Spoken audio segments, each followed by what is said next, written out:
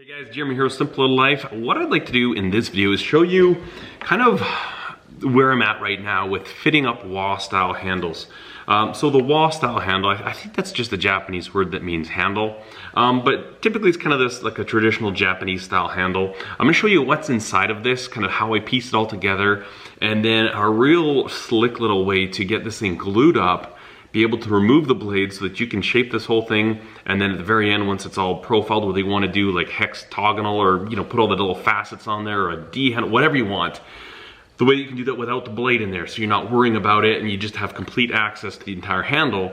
And then when all that's done, we'll go ahead and fix the handle in with epoxy. So I need to give a big shout out though. First of all, the biggest part, the key part of this little way that I do it, I learned from Noah of Vachon Knives, and I'm gonna put a link to his Instagram in the description below.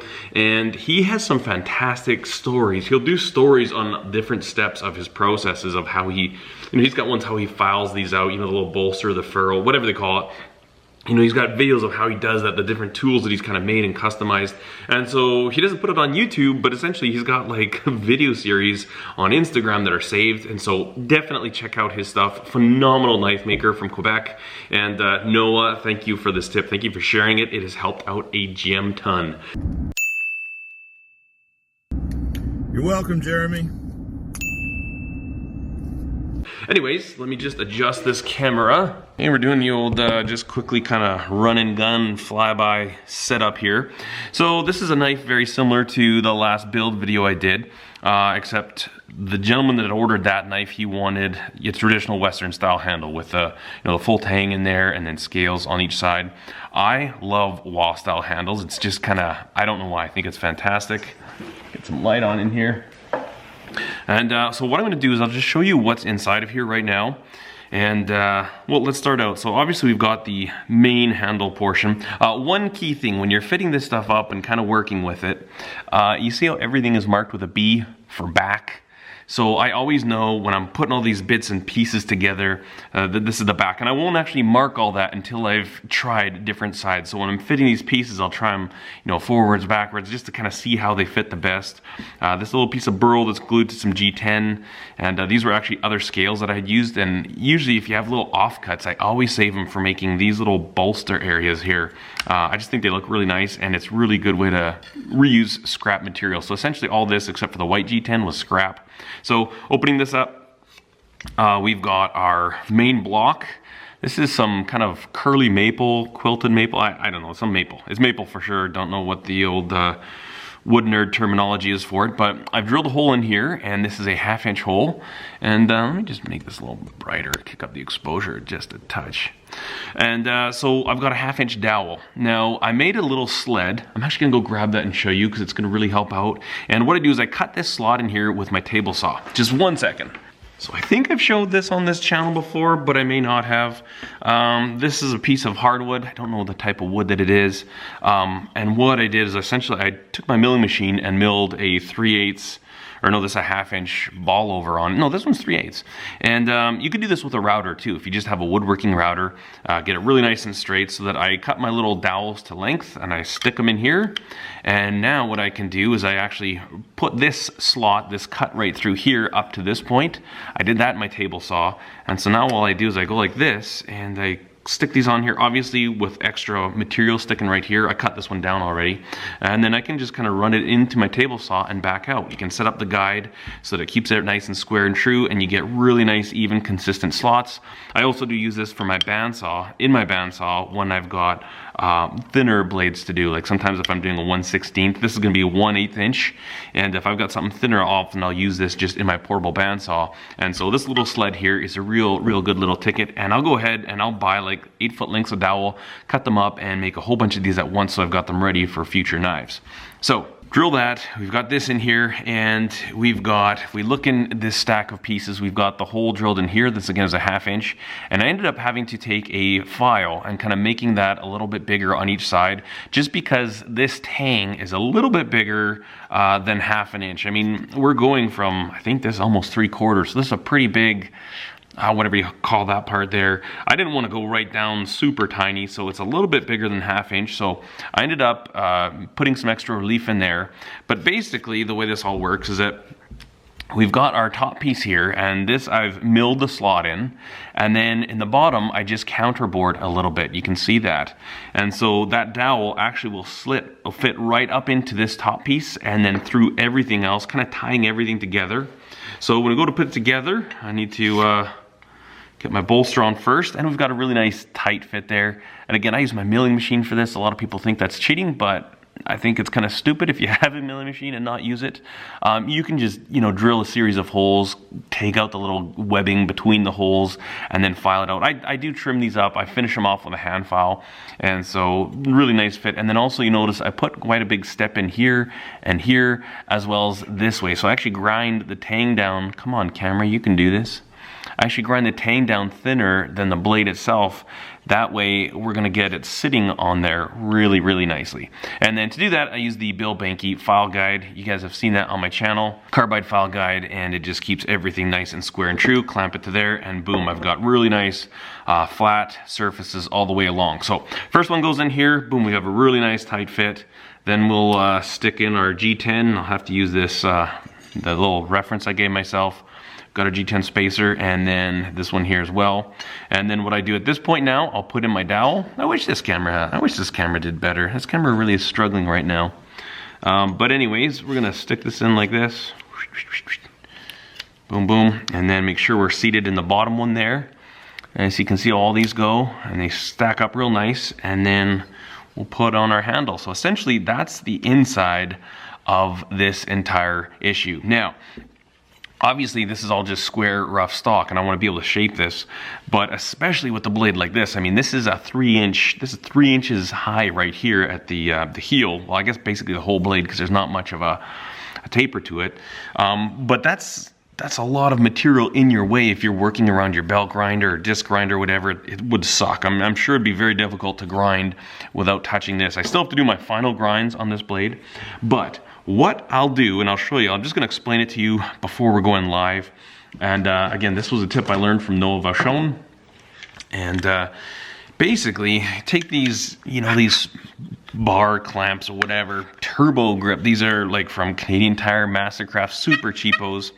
And what Noah had showed doing was modifying this end with a slot. So I actually took this thing out. You can usually unbolt these, or there's a little pin or something you take out, and I put them in my milling machine, and I just milled a slot in there. But you could also just take an angle grinder, cut a slot in there, a hacksaw file that in, and what that slot is for clamping this whole thing together. So what I'll do is I'll go ahead and get all these parts laid out, cleaned up, fill this cavity with epoxy.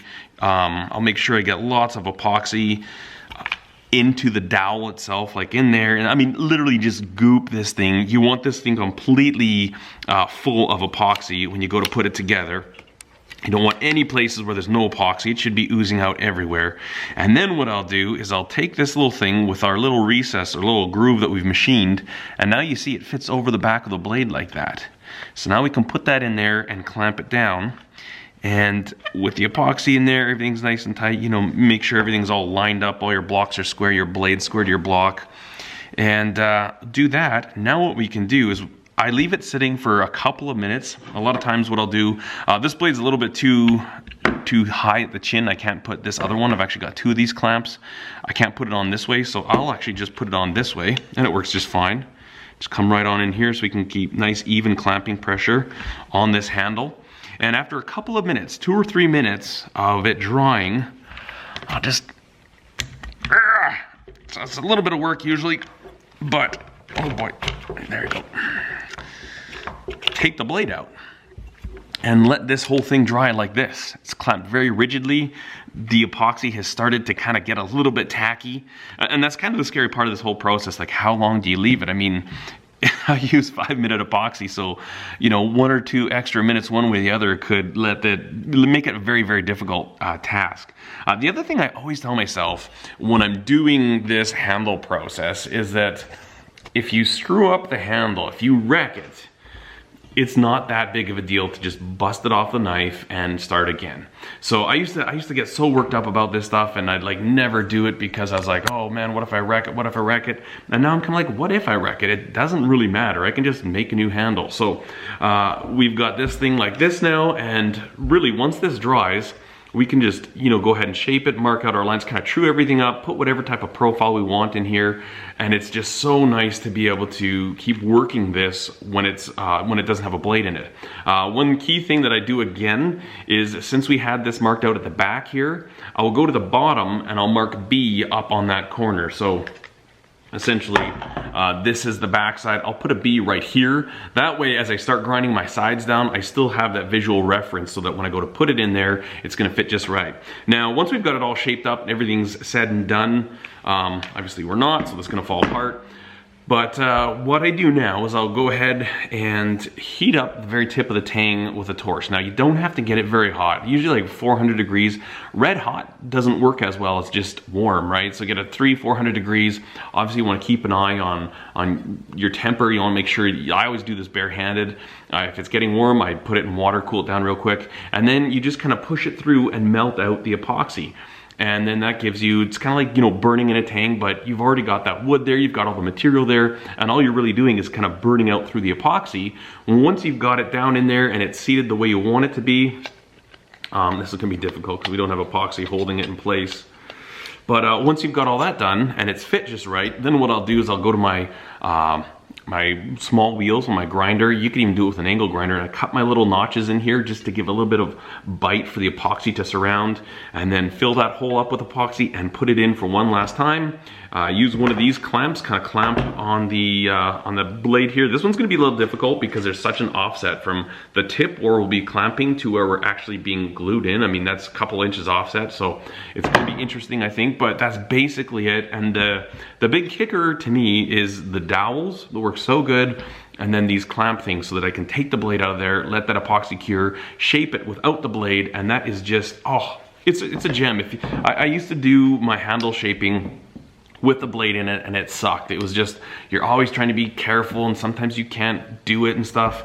You know, it's places you can't get to. And then also with this system, when you have this set up, after you burn this through so you can stick it back in there, well, I mean, now I can put it in there, I can put it on a surface plate, and I've got a flat surface to index and reference, and I can mark out lines on my handle that I need to grind to so that you can very quickly and easily true up that handle so it is perfectly in line with the blade. And it's just such a slick little system. So I'm gonna do it right now, and I'll kind of show you the whole process, but I want to explain it first. So without further ado, let's go ahead and glue these pieces together for the handle. All right, so everything's cleaned up. We've got our epoxy mixed up. And we're gonna slather some of this into here. Just like to make sure that all the insides are coated really well. The other thing with this is that too much epoxy in there is kind of a pain in the butt, because as you push this down in, essentially it acts like a hydraulic cylinder, and it's like you get hydraulic lockup, and that's kind of a pain in the butt. But anyways, fill this up. I want to make sure I get lots of epoxy in that slot there. Just gonna goop and slap and goop this whole surface. I also drilled really small holes. I've never done this before. Really small holes in that spacer, so that we've got a place for the epoxy to transition through. So let's see what that does for us. So this is the back, excellent. Slot that on like that, because that's the way you'd write B, perfect, okay. Now we're gonna make sure we take time and fill in some of these voids here. Obviously the dowel is gonna be going in there, but we wanna make sure we've got epoxy everywhere. And you know, we can let the dowel squish it out. We just wanna make sure it's actually there in the first place. Now our last little piece of bolster material. Again, get it all on the inside, goop and glop. Where's the B? This is the B. Yep, for back. Excellent, so it's gonna go in like this. At this point now, I think we're about ready to put some epoxy on the dowel. Get it all slathered on there. Now this was a lot of epoxy. I would say this is probably about, I mixed up probably like 2 tablespoons of epoxy. a decent hearty amount. I was actually surprised that it's all being used already. So now I'm just gonna, as I'm putting this together, I'm just gonna kind of put one piece on, slide it up, one piece on, slide it up, like this, like that. Good, so now I've got our final fit up in there. Push these down, line them up, keep everything nice and square. And then we'll take this, push this in for the back. Again, we've got our hydraulic lock up there. Real pain in the butt sometimes. Good, there we go. You see how much is coming out of there now? It's just squishing and oozing out, so that is exactly what we want. That means we've got a nice tight fit up. And I'm just gonna make sure that this is roughly square. I wanna make sure that this bolster, these blocks here are squared to these blocks here, so just kind of look down there. Oh, that looks pretty darn good to me. And I'll grab super duper modified clamp apparatus. One last check. Oh, neighbor heading to town. Okay, looks good to me. I'll put this on here. I should open her up a touch.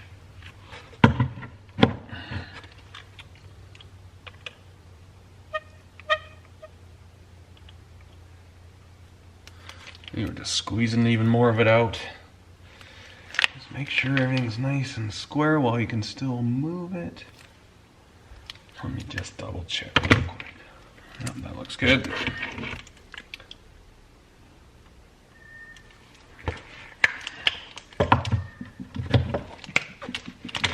Now that this actually works really well, I might actually take some higher quality clamps and make a new set of these clamps, because these ones are garbage. I mean, they're terrible. They're a pain to work with. But they're doing the job for now, I guess. Okay, make sure we get it evenly clamped. So now we've got that thing, all these bits and pieces are completely clamped in there. Snug it up an extra little bit. And this epoxy is really starting to set up quite a bit. Now I'm gonna clamp my clamp. Come full circle. I guess I'll just clamp it like this. And happy with that. I think that's looking fantastic. Kind of feel, yeah, things are starting to set up a little bit. I'm gonna leave it just for a tiny bit more. And that's the nerve-wracking part, is how long do you leave it for? You don't want to leave it too long and have it, you know, get locked in there, but you don't want to pull it out too early and maybe have that wood shrink in a little bit. Not that it's that big of a deal, but what I'm gonna do, just see what it's feeling like. Oh yeah, it's coming. So I can still move it quite easily. So I'm gonna leave it right there for a moment. And then also, we don't need to worry about cleaning up the face of that, because we'll just sand that down real lightly.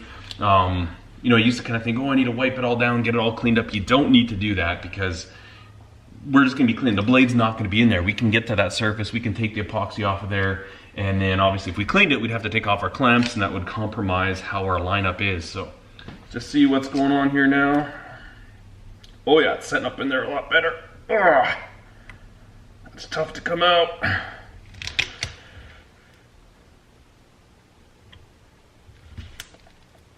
Yeah, we're gonna take it out and leave it out, because it is all gooey and stringing. Yes. So that's perfect. Now we can just let that dry, and then we'll clean this off. But when we come back, we'll be able to just heat the tip up, just put it right back in there, and awesome. So here it is, all clamped in there. You can kind of see, to me, the big deal with this setup is this top clamp right here with the slot. Allows you to get a nice bite on either side there with the blade in there. And then, you know, everything is all lined up. We've got the dowel in there. We'll let this thing cure overnight. And then when we get back tomorrow, we can actually put the blade in there, reference off of the blade. I'll kind of show you how I do that, and then we can essentially just true this block up, get rid of all the excess, get it trued to the blade, and then from there we can shape it however we want and get it to feel just really nice in the hands. All right, so I'm gonna let that dry overnight. I've got a meeting I've got to whip into town for this evening, and then tomorrow morning when I check back in with you, we'll go ahead and finish this thing up.